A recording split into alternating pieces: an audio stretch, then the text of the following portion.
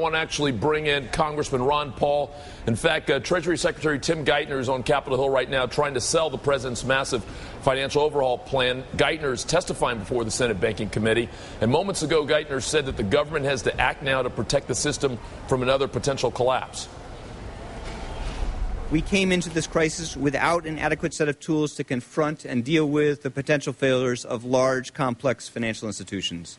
That left the government with extremely limited choices when faced with the failure of the largest insurance company in the world and some of the world's largest investment banks. Now, later today, Secretary Geithner is actually going to head over to the other side of the Hill to testify before the House Financial Service Committee.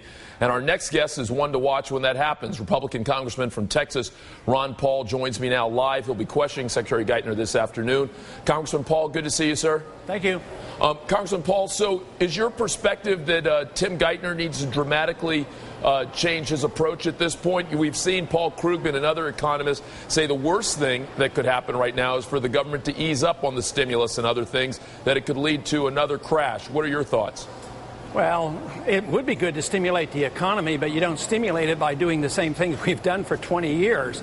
And the policies that gave us our trouble can hardly be the solution. So spending more money and borrowing more money and inflating the currency it will not solve the problem. They're making the assumption that it was a lack of regulations that caused our trouble. And yet we had banking regulators and we had SEC regulators and FDIC regulators. We had a ton of regulations and they failed. So they say, well, we just need more. It's sort of like what the outcome of Enron was. We passed Sarbanes-Oxley. Now they're trying to repeal Sarbanes-Oxley because it contributed to the problems of the early part of this decade. So I would say they're on the wrong course, and to me it's very, very disturbing that they have no confidence in the free market and they have no interest whatsoever at looking at the root cause, and the root cause is easy credit, artificially low interest rates, inflating the currency, excessive spending, excessive debt, too much taxes, and they're going in the wrong direction. And believe me, there's reason for the polls to be shifting away from the administration because they're digging a bigger hole for us. But Congressman Paul, the first thing you said in that line was easy credit, and are you not at all concerned with the role, for example, that some of the credit rating agencies played in that, which in part allowed people to, A, get more access to credit? I don't just mean individuals, but I mean large corporations.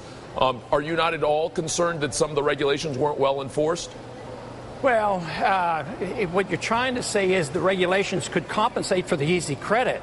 It wasn't the regulators who created the credit. It was the Federal Reserve that pumps up the money supply and artificially lowers the interest rates. And then the regulators are supposed to come in and adjust. You might say the housing bubble should have been stopped by the regulators. But Congress and the regulators actually force some of these subpar loans. They had to give loans with no down payments. And that was involved with the regulators. So the regulators failed because the system of regulations can't possibly compensate for the errors that are made by the Federal Reserve in creating a monetary system that is just not stable at all. Congressman Paul, I want to bring in my colleague Chuck Todd, who's the political director for NBC, who just completed our poll that talks about some of the concern among the American people for some of the spending. Chuck, do you have a question for Congressman Paul?